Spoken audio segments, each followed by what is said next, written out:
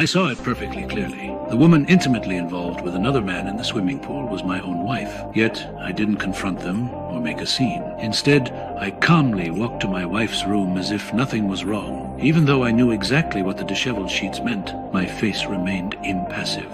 Later, when my wife returned, exhausted, to our suburban villa, I even stepped forward and gave her a deep, affectionate hug. But that didn't mean I could tolerate her infidelity. Does he, Mrs. Smith? I'm sorry.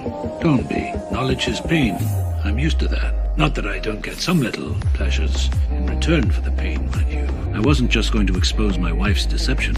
I was going to execute a perfect revenge. When I pulled the trigger, the gunshot startled the gardener working outside. Urgent knocking followed immediately, but I didn't panic. Instead, I deliberately fired several more shots towards the window. People scattered in panic. I then dragged my wife's body aside, picked up the shell casings from the floor, and meticulously rearranged the scene. Next, I took off the shirt that might have had tiny specks of blood on it and threw it into the fireplace without hesitation, watching it burn to ashes. Finally, I thoroughly washed my hands and body with hot water, ensuring any lingering smell of gunpowder was gone.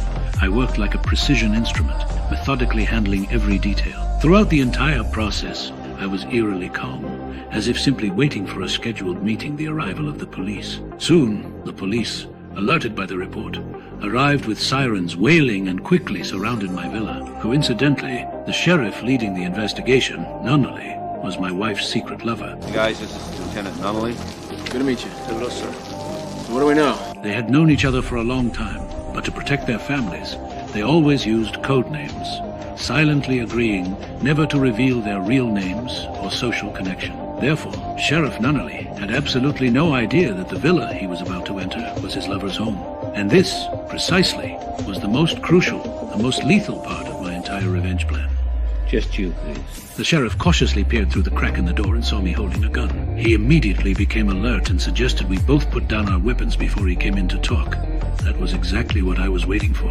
I placed my pistol first on a nearby conspicuous spot to show cooperation. Seeing the threat removed, Sheriff Nunnally entered the house as agreed and also put down his service weapon. However, he never expected what came next. I immediately and unabashedly confessed to killing my wife, using my eyes to indicate the body's location. I shot her. The sheriff followed the trail of fresh blood on the floor, his gaze quickly landing on a photograph hanging on the wall. He jolted violently, his face instantly turning deathly pale. He seemed to finally realize something and rushed over to see the woman lying in a pool of blood. While he was stunned and bent down to examine her, I quietly picked up the pistol I had placed nearby and soundlessly appeared behind him.